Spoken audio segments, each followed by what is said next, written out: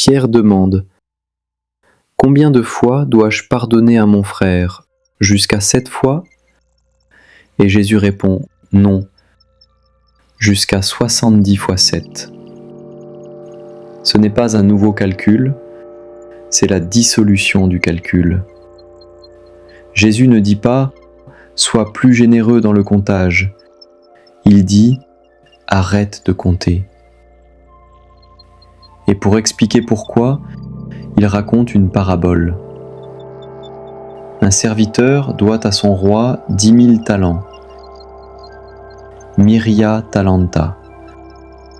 60 millions de pièces d'argent.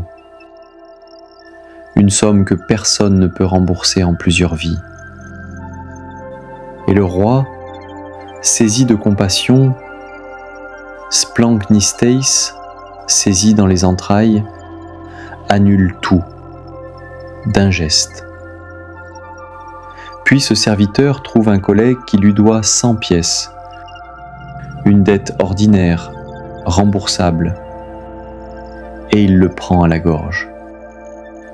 Jésus ne raconte pas cette parabole pour nous faire honte, il la raconte pour nous faire voir quelque chose.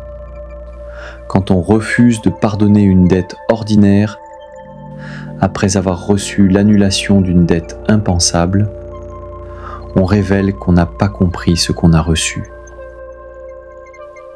Le pardon n'est pas une performance morale, c'est un déversement de ce qu'on a reçu. Si tu comprends ce que le Père a annulé en toi, et si tu le laisses entrer vraiment, pas seulement intellectuellement, alors le pardon de l'autre n'est plus un sacrifice héroïque. C'est presque une évidence. Pas facile, mais une évidence. Ézéchiel, lui, reçoit un autre ordre. Pars en exil sous leurs yeux. Sors avec ton sac. Perce le mur à la main. Sors dans l'obscurité. Montre-leur ce qui les attend s'ils refusent de se convertir. L'exil est un geste prophétique. Parfois, le pardon ressemble à ça. Sortir de sa position, de sa forteresse morale, de son droit à être offensé, et aller vers l'autre dans l'obscurité, sans garantie de réponse. Pontien et Hippolyte se haïssaient.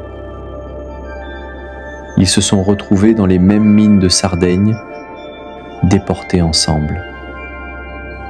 L'exil avait fait son travail. L'adversaire et l'antipape sont morts martyrs, l'un à côté de l'autre. Parfois, Dieu met nos ennemis dans la même galère que nous, pour que l'exil accomplisse ce que les arguments n'avaient pas pu faire. Y a-t-il quelqu'un dans ta vie à qui tu refuses 100 pièces alors que le Père t'a remis 60 millions? Et qu'est-ce qui t'empêche de faire le geste qui te libérerait autant que lui?